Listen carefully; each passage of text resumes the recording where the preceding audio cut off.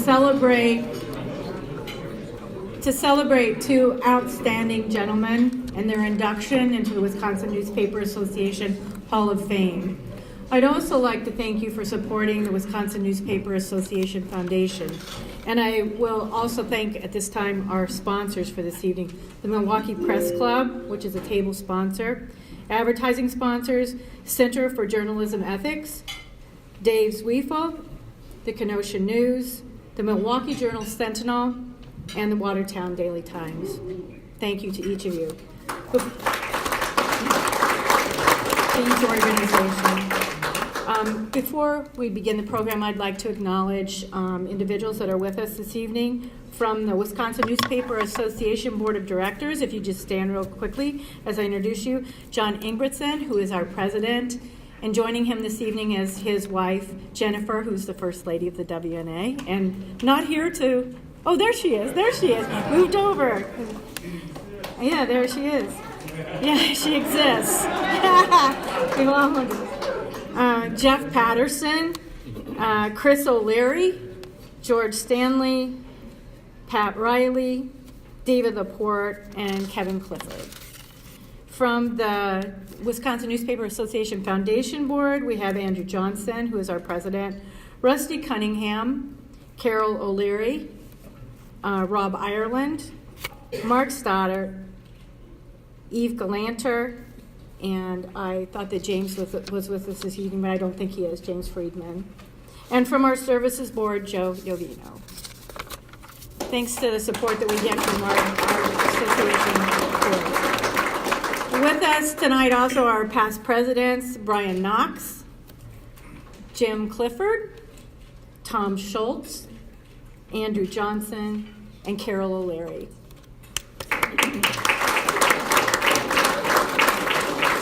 And finally, last but not least, our Hall of Famers. Oh, and Mark. Sorry. Oh, Bill. Oh, right. Well, sorry, Bill. Bill Haupt, past president. I thought you were pointing to Mark. I was going to say, I wasn't sure about that. And then our Hall of Famers that are with us this evening, Jim Clifford, Bill Barth, Diane Everson, and Bob Dreps. So thank you all for being with us this evening. And with that, I'm going to turn the podium over to Andrew Johnson, who is the president of our foundation. Thank you, Beth. It's a marvelous treat to be here in the company of many Hall of Famers, newspaper people. There's something about, I remember my dad, when I grew up, my dad was a publisher for 35 years, and he said there's something about newspaper people getting together. It's special. We have special bonds. There's just something different about us. And this is a really special time, and I'm glad we could have a recognition banquet. It's separate from the convention like we used to do it. Now we have a special separate event. I'm supposed to just tell you a few words about our foundation. That's the non-for-profit educational part of our foundation that's sponsoring this event tonight. And we do have some things that we do that we want you to know about. There's in your little brochure. It tells all about the different things we do. I'm not going to bore you with listing them all, but I want to tell you about a couple of them. Of course, we do the Better Newspaper Contest at the convention that we have on the Friday night of convention. We do scholarships, the high school scholarships. We do college scholarships. We have Future Headliners program, and we have the trees. We do a monument at the trees for deceased publishers and editors. And so we do a lot of things as far as giving recognition to our industry. Giving recognition is critical, providing the support we need to give each other. We provide education through, we've got some mentoring programs, a Bart Brown mentoring program. We have a summer internship program, which we've given since 2012, $44,000 matching grants to different college interns in different newspapers throughout the state. So the foundation arm of our association is busy and active. We provide support to many organizations, and they're listed within your little guide there. Anything from Associated Press, Milwaukee Press Club, National Newspaper Association. We do Wisconsin Freedom of Information Council. We do a lot of things. In the end here tonight, I would like to tell you a little bit about how you can help. We have a little tree out in the lobby out there. It is considered a WNA Foundation giving tree. And on it, there's decorated with a variety of ornaments. And each of them is labeled with a monetary amount and an item that you would like to donate. So on your way out, please go down, and we will have W&A, I think James and a couple other people out there, and you can pick off an ornament to help support the foundation to continue these efforts that we're doing. So we'd really appreciate it if you would consider that. With now, I'll introduce W&A President John Ingebrigtsen. So come on up, John, and say a few words.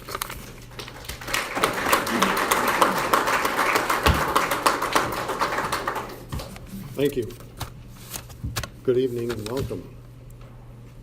Thank you all for joining us to honor the two new inductees into the Wisconsin Newspaper Hall of Fame. Martin Kaiser and Tom Schultz are the 49th and 50th members of this select group of people in our industry to be recognized since the Hall of Fame was created in 2001. Before we introduce them, let me briefly share with you what the W&A board has been up to this past year. It really feels like our job on the board is to keep print on paper relevant as we navigate through the changing world with social media and multiple digital platforms providing instantaneous access to news that is so often free to consume. We've been dealing with attacks from legislators who question the value of running paid public notices in print rather than simply posting notices for free on government websites. We are doing more lobbying than ever before at the state level and are more involved in the legislative language of statutes.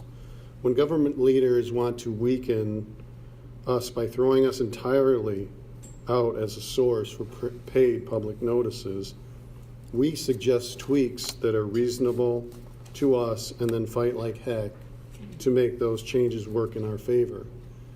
It seems to be a constant fight, and as often as we're defending our rights or certain established controls, we're more like Justice League superheroes than we are publishers and editors.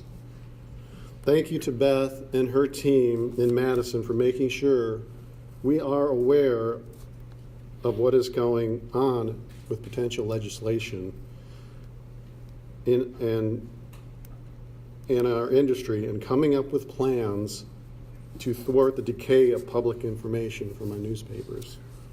Not only are we fighting the good fight, we're dealing with a lack of respect expressed by the leader of our nation, which impacts the perception of news media, turning us into newsmakers rather than news gatherers.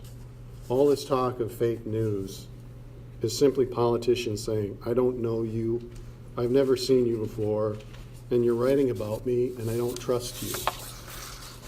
Part of what we have to do as an industry is to show that we still respect the process that requires us to get to know those we are writing about and to make sure that we get the story right and not just get it first.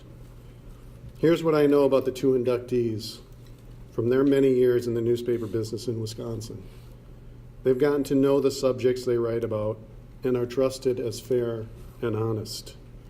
They've been committed to their craft, they've been fully invested in all things Wisconsin, and they've been connected not only to those who are consuming the news, but to those they are covering. When they say they know the governor, the mayor, the chief of police, and the city administrator, they really do know them. And those leaders in return can walk up to Tom or Marty in a crowd at a social event or at a local parade, shake their hand and say, how's the family?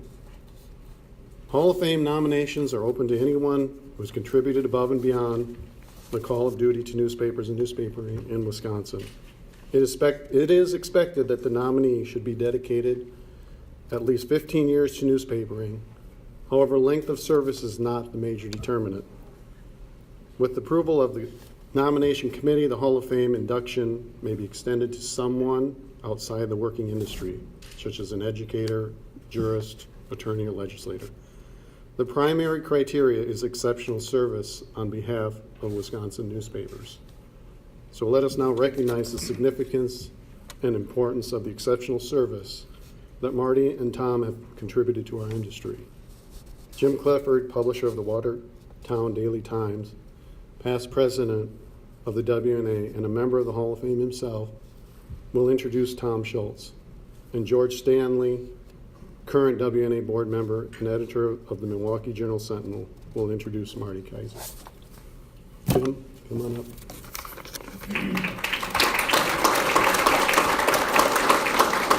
Thank you. Thank you very much. It's a pleasure tonight to introduce Tom, the inductee of the Hall of Fame. It's Howard. Before I introduce Tom, who doesn't need any introduction, but before I introduce him, I'd like to recognize our family members who are with us tonight as part of the Daily Times. First of all, my wife Pat, who's been with me for 53 years through this tough newspaper business, and all the changes and everything. So I recognize Pat.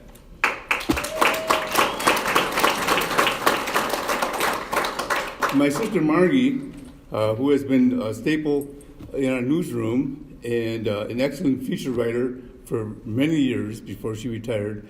We're just blessed to have her as part of our newsroom. Margie? And her husband Ralph, who has worked at the paper for many years, and first in advertising, and then he was our controller. Did an excellent job in keeping us afloat for many years. Ralph?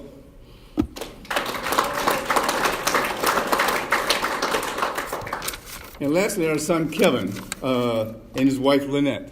Kevin joined the paper following graduation from UW Stout in 1990. He has been in many roles during his many years at the paper, and currently is our associate publisher and general manager. He does an excellent job in running the daily operations of the newspaper, and we are blessed to have him at the helm. Also, in speaking of longevity, since we have owned the paper since 1919, but part of the longevity is, how about Tom Schultz, over 50 years? That's pretty cool. He started out as a carrier boy, worked in the mailroom, worked in the composing room, and before he went into a news side of the business. He is our managing editor, but he also plays a more important role than just being a managing editor. He's part of our management team. Tom is like family to us. He's really been with us for a long time, through thick and thin. He's been with us, and he added a lot of support, and we are just blessed to have him with us for so many years. It is my honor to introduce Tom into the Hall of Fame. I think he's worthy of it. I was glad I could nominate him along with Bill Barth. So it's been a real honor to have him part of the Daily Times and part of this elite group of Hall of Famers. So Tom, come on up.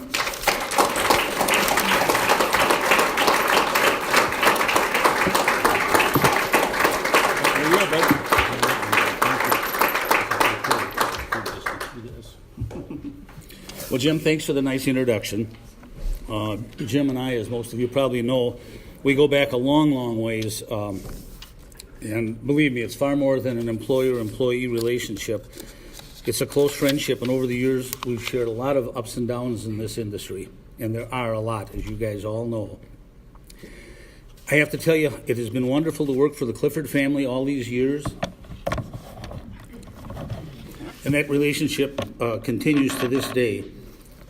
I worked for the late John D. Clifford, Jim's dad, for many years, then Jim, and today I'm working for Jim's son, Kevin. And the relationship has always been a positive one. I am honored tonight to be here, and I'm also quite humbled, I can't tell you. I'm in awe tonight that I'm being honored with Marty Kaiser, retired editor of the Journal Sentinel. Who else do any of you know that has led a newspaper to 3 Pulitzers in 4 years? I'm not only honored to be here with him, but just overwhelmed.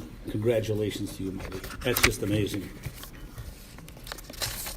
And it's special because Jim's dad was inducted into the Hall of Fame in 2003, and Jim in 2010, and here I sit 7 years later, so it's pretty special.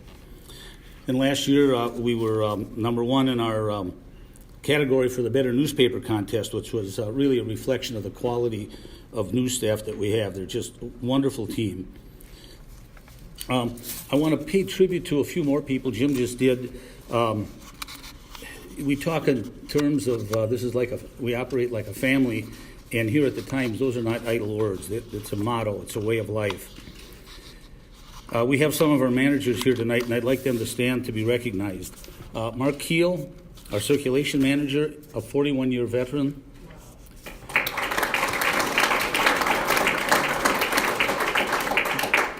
Greg Thrams, our production manager and the wizard of IT services, 39 years.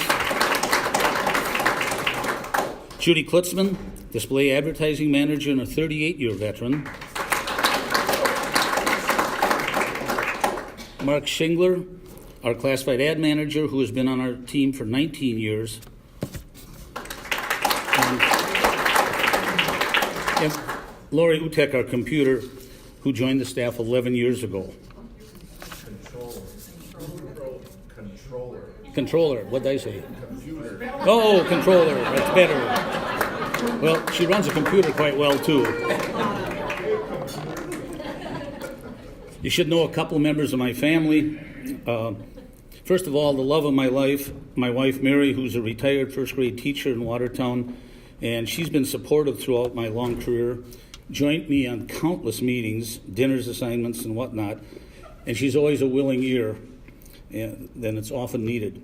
There have been late nights, out-of-town meetings, people calling the house upset with something we covered in the paper, you name it. She's always been there for me. I don't know how she put up with me all these 46 years. I know.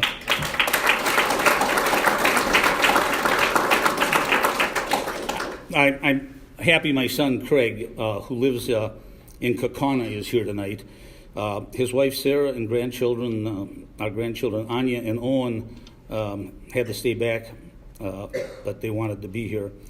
You'd love having them running around. Holy cow. Craig does finance work for Pitney Bowes up in Appleton, and Sarah is a high school guidance counselor up in Green Bay, and we're proud of them. Then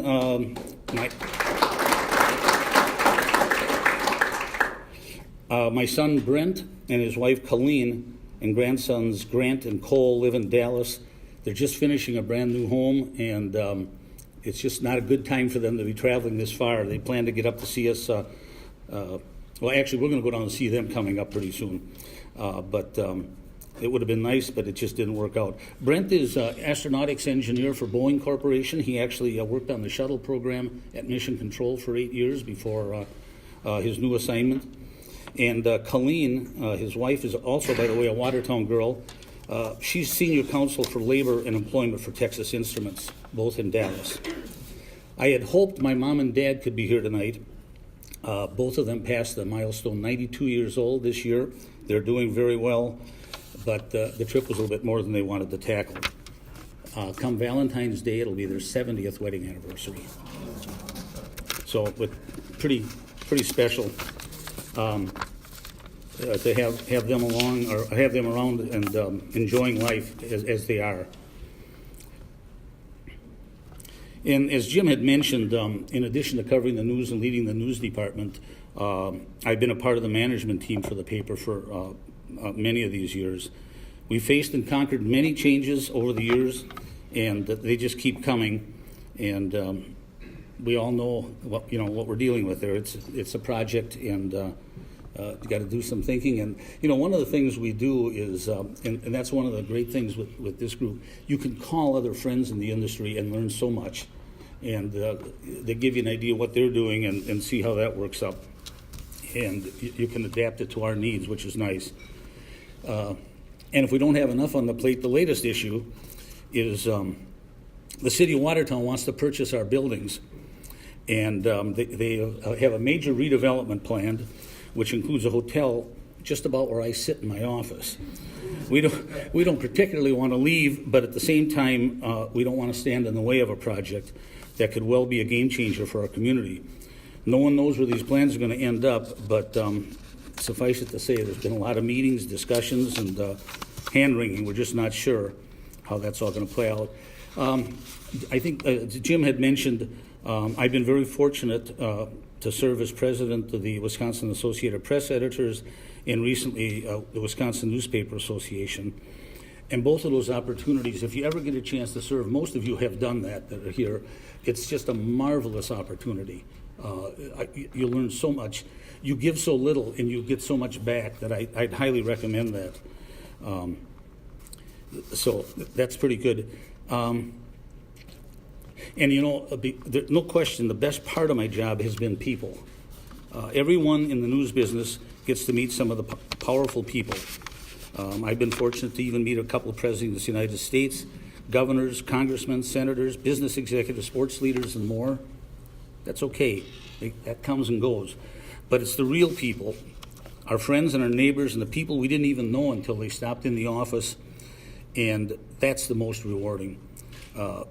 It's just amazing. Sometimes they have a story to tell that leads to a great feature. Sometimes they're just looking for a little help they can't seem to get anywhere else.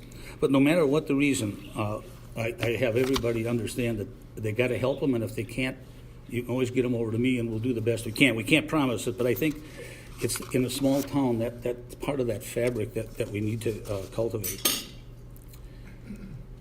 Over the years, my good friend Jim Clifford has a saying that he said many times, we're just small country printers.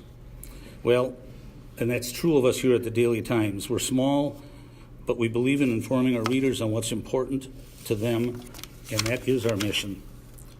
I want to thank everybody for this honor tonight. It's just an amazing one. I'm going to cherish this for the rest of my life. It's very, very special to me, totally unexpected. So thank you very much.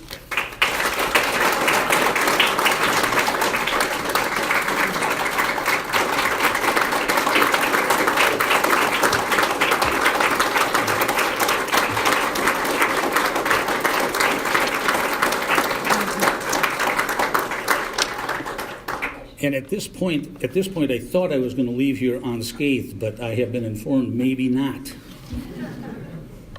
we had some dead batteries, I think. I think we should be good to go now.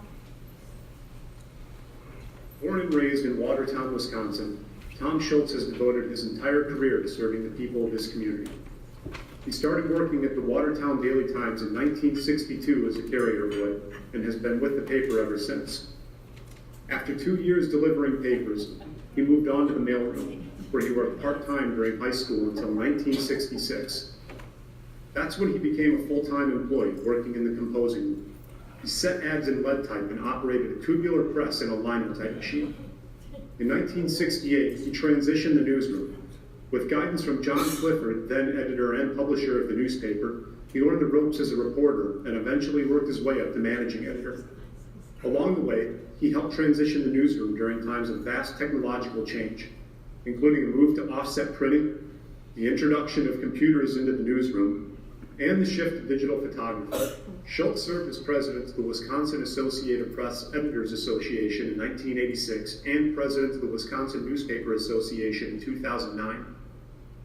He has also been very involved in his community throughout the years and, on many occasions, has been the driving force behind several economic development initiatives, including the $3.5 million elementary school expansion, construction of a family aquatic center, and the formation of a local bowling hall of fame. He spearheaded the creation of Watertown's Riverfest, a festival that draws more than 30,000 people to the community every year. He has served several terms as president of his church, St. Luke's Lutheran, and has been a member of the Northwestern Publishing House Board of Directors for more than 15 years.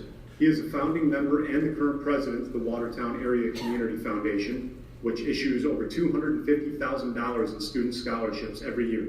Under his leadership, the Watertown Daily Times was named the best newspaper in its division during the 2017 WNA Better Newspaper Awards. Tom continues to lead the newsroom today, guided by a strong commitment to journalistic principles, ethics, and ultimately, his community.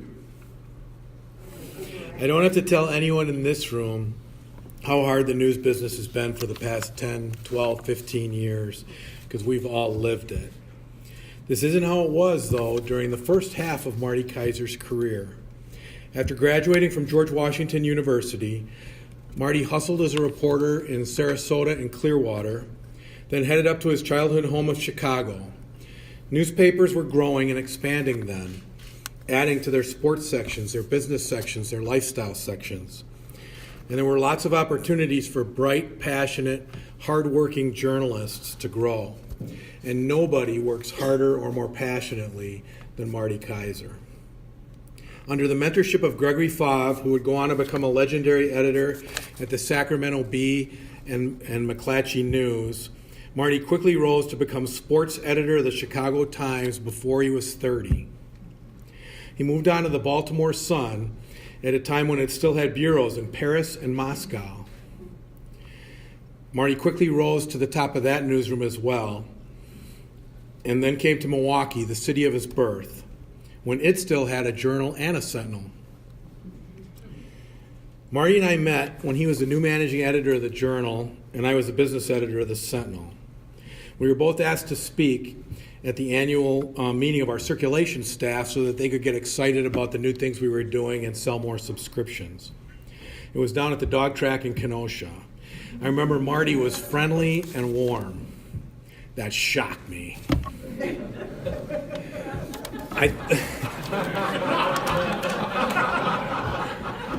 I thought he must not have got the memo about how Journal and Sentinel editors are supposed to interact. Didn't you know you were supposed to be cold and arrogant and aloof? It had to be in writing somewhere because that's how it had always been. We didn't know it then, but the forces of change had already started by the time we met. And within a year, I would be reporting directly to Marty, where he was the managing editor and I was the business editor at the new Journal Sentinel. Then 2 years later, in January 1997, Marty became editor and asked me to be his managing editor. Those were heady times. The Packers were about to win their first Super Bowl in 30 years.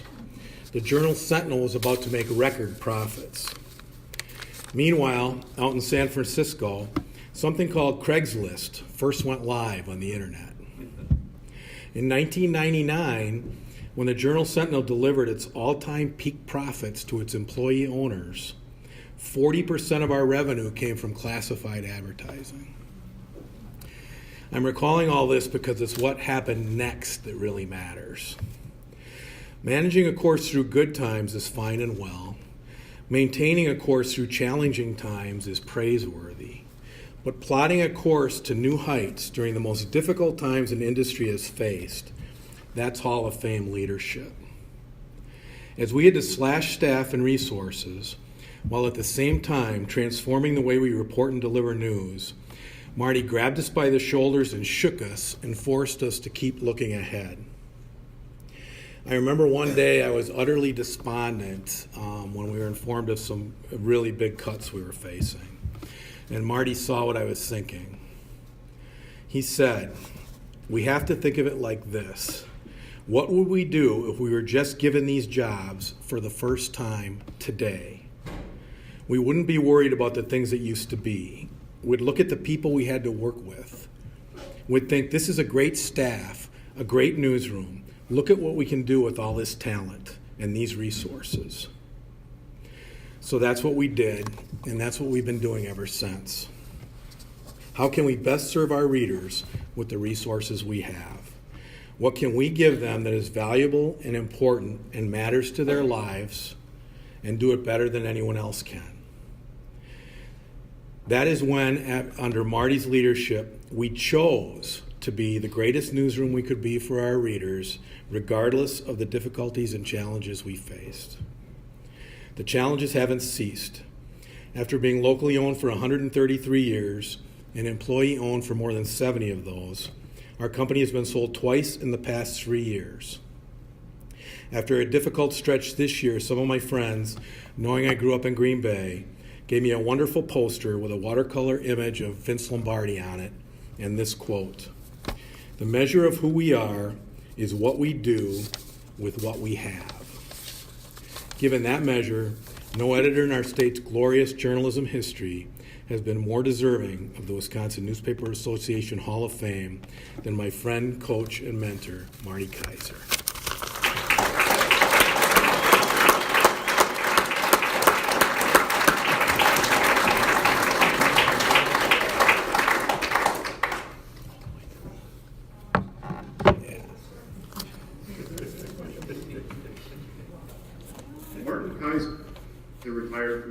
Journal Sentinel in 2014, ending a distinctive 21-year run during which he led the newspaper to national prominence. Under his leadership, the Journal Sentinel won awards in virtually every major U.S. journalism competition, including 3 Pulitzer Prizes. As the industry navigated tumultuous economic and technological change, Kaiser championed staff training. He worked to enhance the paper's online presence, transitioning the newsroom to a round-the-clock, digital-first operation.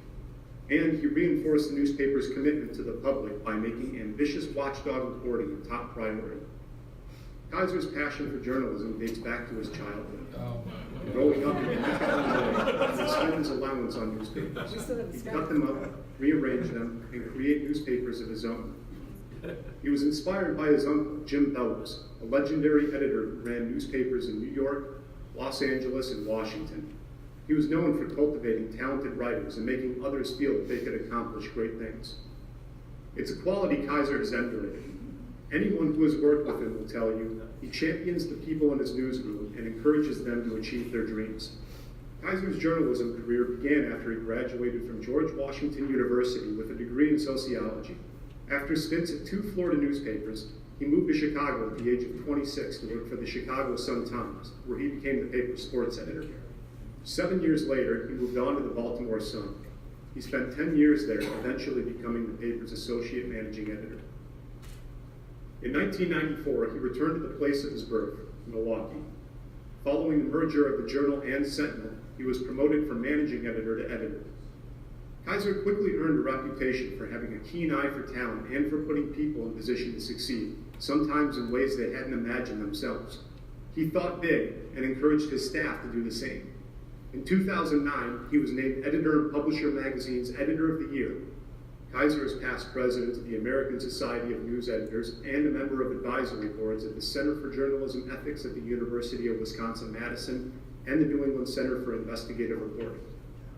He serves on the selection committee for Colby College's Elijah Parrish Lovejoy Journalism Award and the board of directors for the Wisconsin Center for Investigative Journalism. Last year, Kaiser joined the Democracy Fund, a bipartisan foundation that works to ensure that the people come first.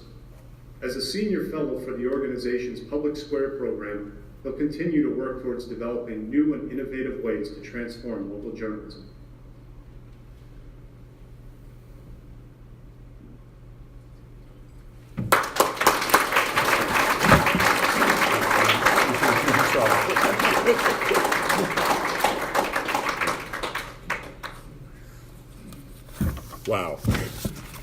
Wow.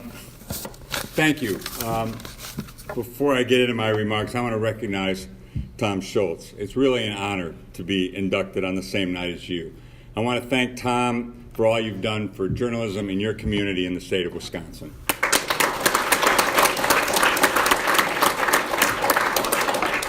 It's also truly special to be honored by the Wisconsin Newspaper Association. WNA, a group that stands up for newspapers across my home state. Beth, thank you for what you and your team does for all the newspapers in the state.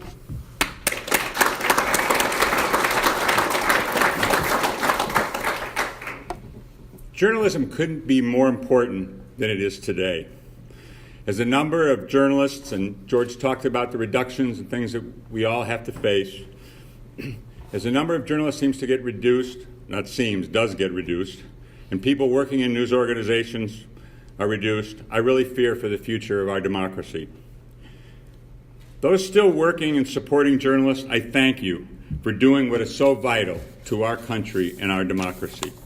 Because I bet out there's quite a lot of politicians and powerful people just love it when there's no one holding them accountable.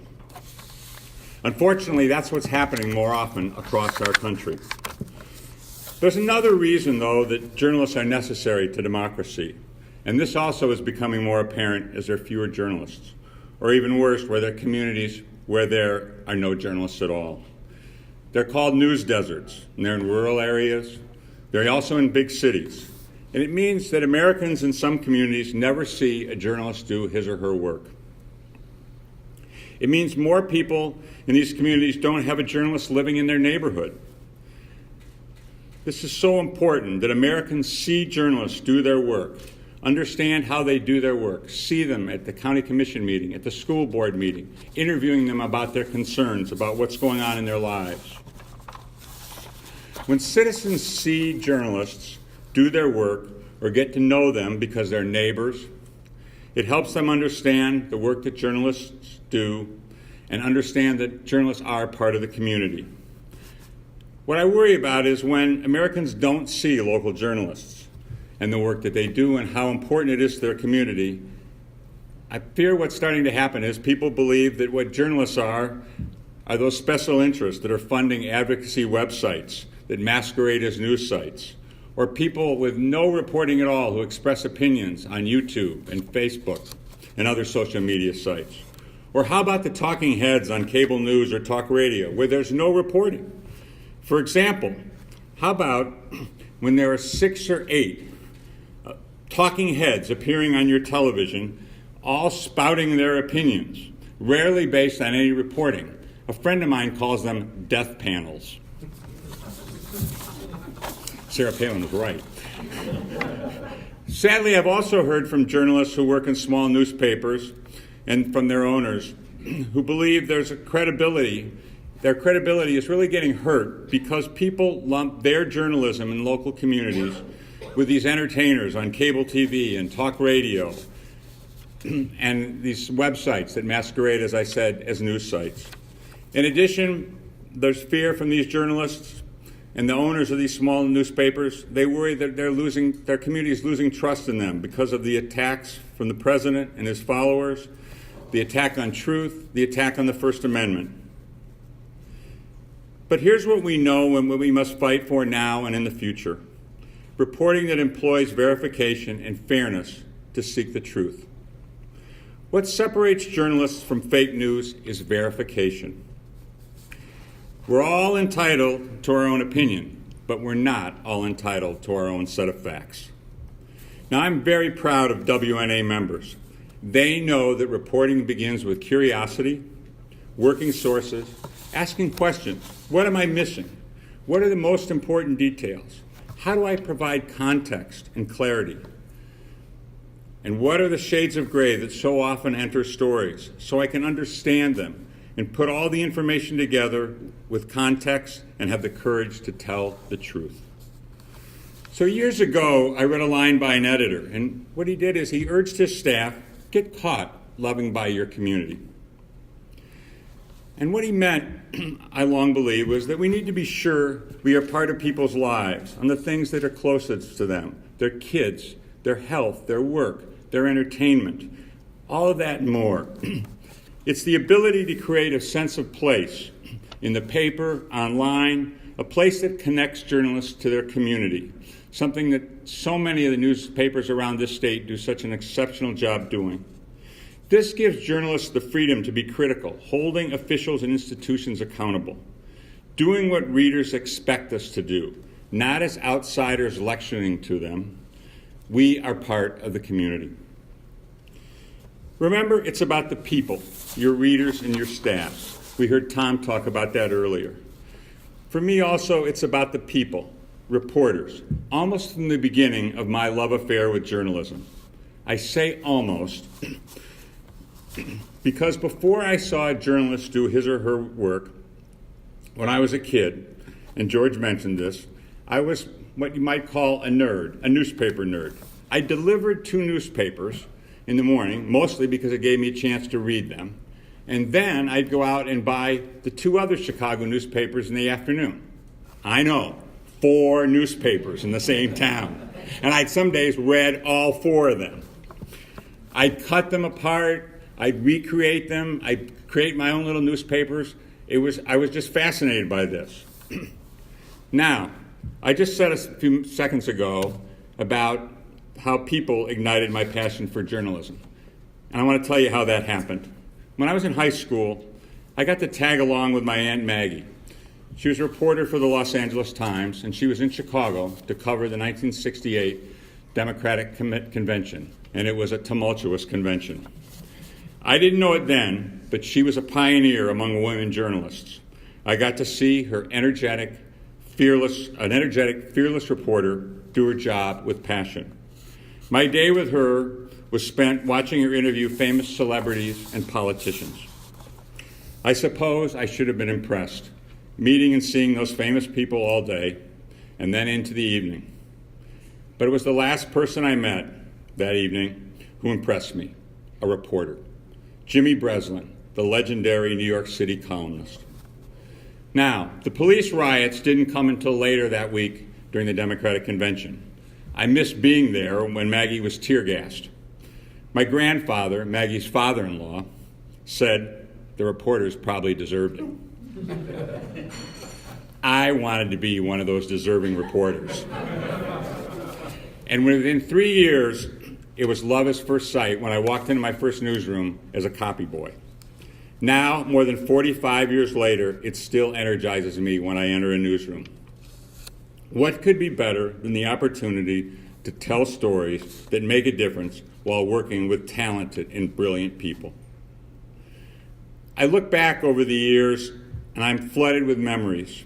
A career surrounded by some of the most talented journalists in this country, starting in Florida, as George mentioned and the video mentioned, working in Sarasota, working in Clearwater, working in Chicago, then to Baltimore, and then to Milwaukee, especially in Milwaukee.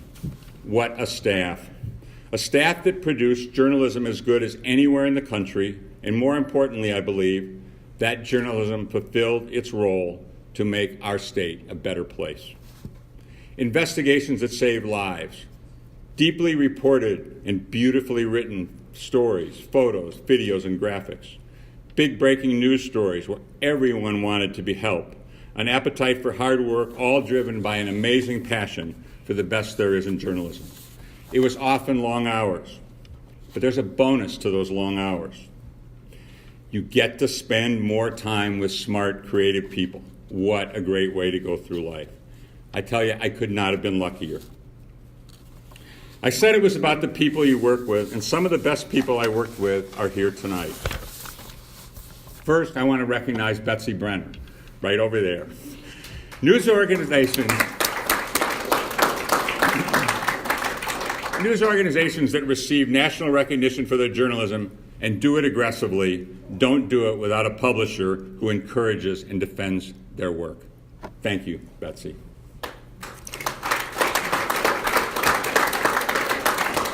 Over to my right, Tom Ketting, Deputy Managing Editor, a masterful editor. I believe he has a magic touch with his ability to work with words and guide reporters' stories onto the front page. Thank you, Tom. Sitting next to Tom is Marilyn Krause, an assistant managing editor. She kept me focused, always willing to help with any project, no matter how difficult, or tell me when I was missing something. Never afraid to question what I was doing. Thank you, Marilyn.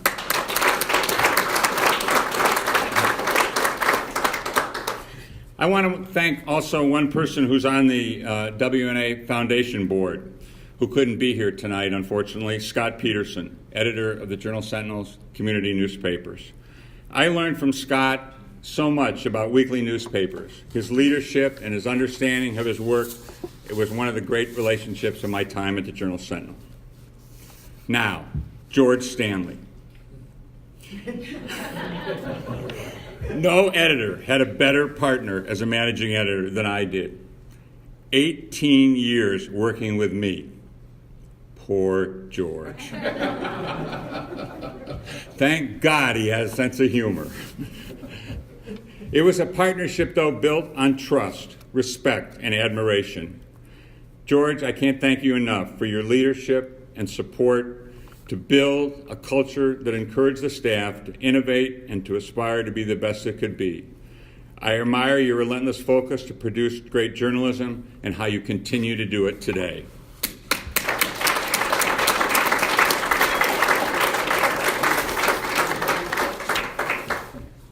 One other person needs thanks, and that's my wife, my rock, Claudia.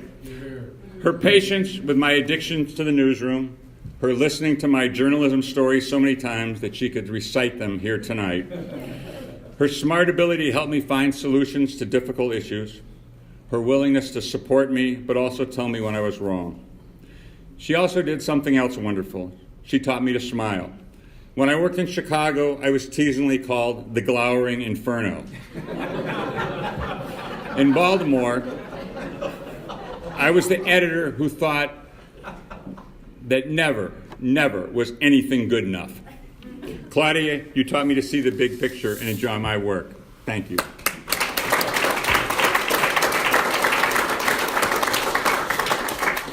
Okay, we've heard enough about me.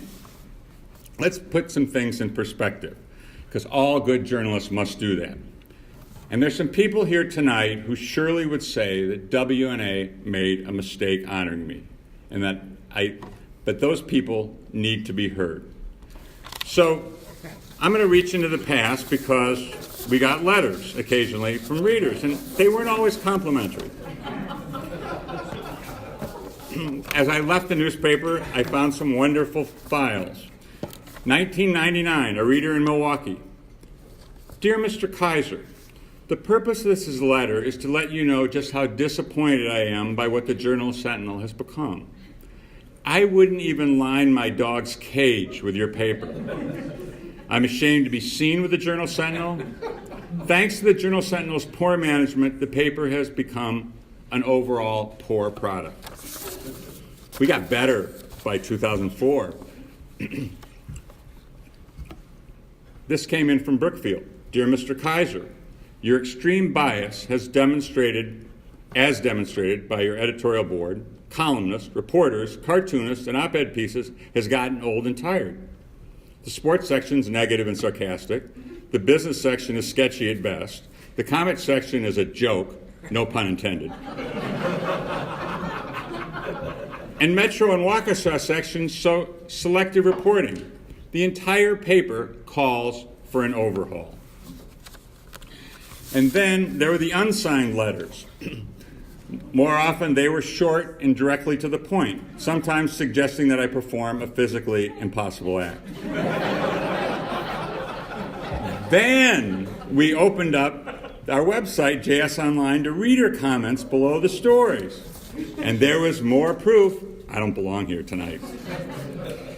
Now it was easier for readers to quickly pass judgment on the Journal Sentinel, and of course, almost always anonymously.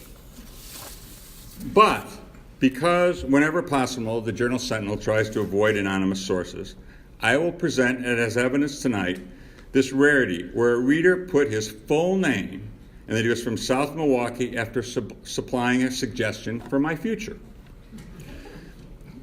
Barack Obama, Jim Doyle, and you should all rot in hell.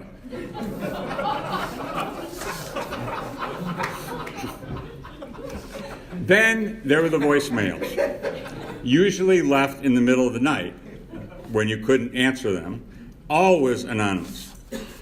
For years in the late 90s, there was this guy who called at least once a week, often leaving 2 or 3 voicemails on the same night, attacking me for the Journal Sentinel's overwhelming and relentless bias against President Clinton. So a few years later, a staff member started saving some of these voicemails, and I brought along 2 of them tonight so that you can hear them. Now, warning, these are at least R-rated, so no cheering, no laughing. Julia?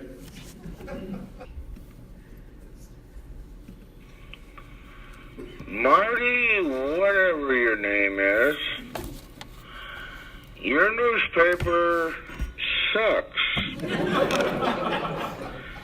I personally love to make phone calls to your goddamn useless newspaper, and you're all up.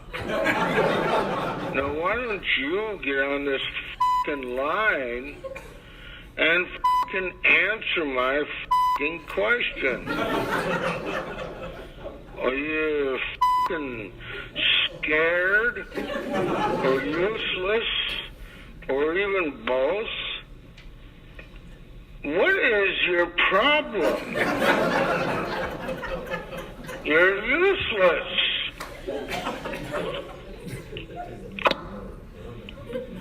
Do you have the other one? Yeah. So shortly before I left, there was one other one we'll play for you. Hey, Marty, Peter Valley here. Sorry to hear that you're leaving the yellow bag, big bag of lies that you've been editing for the last 20-some years, and the other clown George Stanley's will be taking over. The headlines that you people write are so disingenuous and full of shit, really, couldn't explain. State facing shortfall of $928 million. No, that's not true, and you know it's not. It's true in Wonderland if they grant all the increases that every department wants. You f***ing know that, you put the same shit all the time. And I'm sure it's not going to get better under the fat clock George said. You're a fun career, and I hope that you're happy and retired. I'm working on it. Hey, Martin Peter Valley here. Sorry to hear that you're leaving the yellow bag, big bag of lies. If I had his phone number, I could have called him back, see if he'd given George a gym membership. A couple of weeks after I left the Journal Sentinel, George was kind enough to forward along a letter that he received, and across the top he wrote, "Hey, they haven't forgotten you." Addressed to Milwaukee Journal Sentinel, Martin Kaiser, editor. "Dear sir, you should have stepped down more than 15 years ago. You and your reporters are idiots." And he signed his name politely. So, I'm not done. We're having some fun with letters and audio. I thought we'd have some fun with video. When I left the Journal Sentinel a little over 2.5 years ago, the staff and Betsy were so warm and gracious, they scheduled several goodbye parties for me. And so, to join in the fun, I decided to show the newsroom how much that Milwaukee would miss me and whether they could survive without this outstanding editor. As we go down the last few weeks to my departing from the Journal Sentinel today, hearing all these wonderful things being said about me, it's really getting pretty fun. I mean, my head's getting pretty big. I'm feeling pretty good. In fact, I can't quite get enough of it. So much so that I grabbed Mike DeSisti, ordered him. I said, "Mike, come on, let's go out on the street. I've heard enough about great things in the office. Wait till you see what people say about me out on the street. This is going to be so great. And people will realize I'm a pretty big deal." Martin Kaiser is leaving the Journal Sentinel. Are you upset about that? No, I mean, I don't know who he is. So it really matters to you a lot? I don't know who he is. Okay, what does he do? He writes. Who is he? I don't even know who that is. Marty Kaiser is leaving the Journal Sentinel on Friday. How do you feel about that? I don't know who that is. You're going to miss his great columns? Oh, of course I am. I don't know who this guy is. I'm going to miss his, the way he looked, you know, not seeing him anymore. I don't care. His clothes, he was a sharp dresser, I guess. And is it a big loss for the city and the state? It just may be. But you moved here because of him, right? Yeah, no, it's more scary, right? Sorry to... You said it. You'll survive, okay? Your life will go on? It's not going to put it dead? Kill myself because of that. I mean, that's the reason why God created alcoholism, right? It's probably good that he's out. Yeah. How's your life going to be going forward without him there? Is it going to affect the Journal Sentinel coming out every day? I don't think so. No? Then I don't think it'll be affected too much. Would you be interested in an interview with the Journal Sentinel? No. You sure? Yep, sir. Okay. Marty Kaiser is leaving the Journal Sentinel on Friday, and we're from the Journal Sentinel. I wonder how people in town are handling that. Who is? How are you handling it? I don't know what you're talking about. I'm sorry. If they got him out of here, that's good. That's a good thing. He shouldn't be there. If they got him out, he shouldn't be there. And you guys read his column? Every day. Read it every day? Never miss it. How are you dealing with that? I don't even know who he is. Pretty upsetting to you, isn't it? I don't even know who that is. You came to see Barry Manilow. Manilow last night, but he did know he's not going to be until Monday. And Marty Kaiser's not a replacement for Barry Manilow? Apparently not. Are you Marty Kaiser? Yeah, I'm having fun. Sure. Sorry.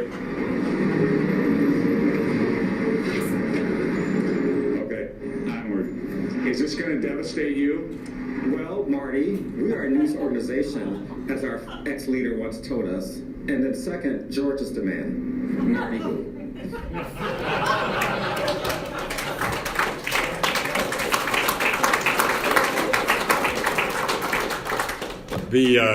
A big thanks goes to Mike DeSisti. He's an exceptional videographer and photographer at the Journal Sentinel for putting that together, and we've done some of those things before. The person at the end is Ron Smith, and we ran into him on the way back to the office. Ron was a deputy managing editor and now works at USA Today, so that just was, it's wonderful that happened.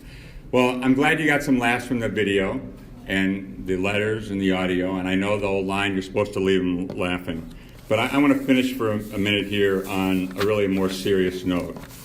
I talked about how journalism was under attack, and which to me means really that the truth is under attack.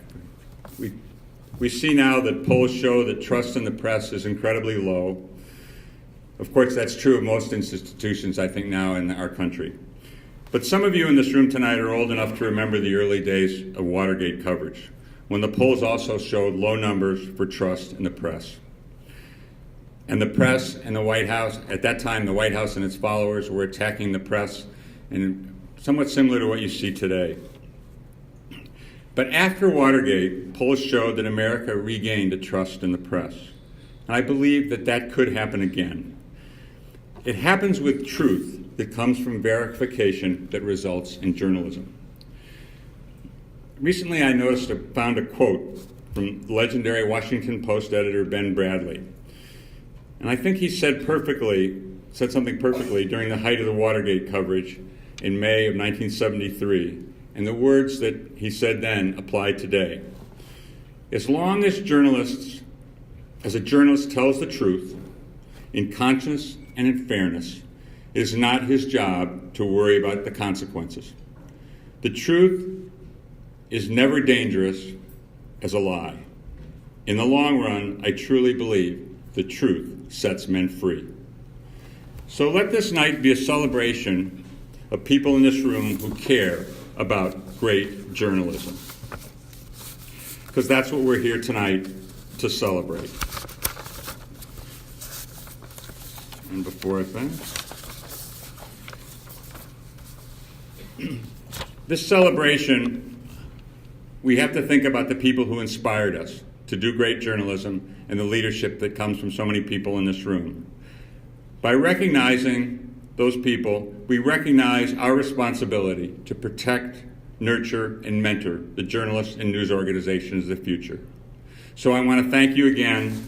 I'm really humbled to be included with all the previous 49 people to go into the Hall of Fame. Thank you very much, the Wisconsin Newspaper Association. It's an honor to be here.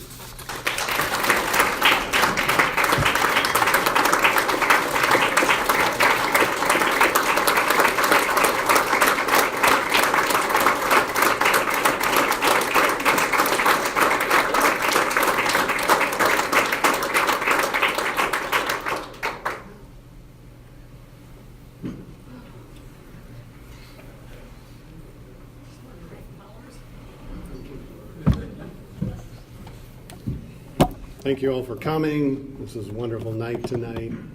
Have a happy holidays. We hope to see you all at the newspaper convention. It will be the 12th and 13th of April this year. Have a good night.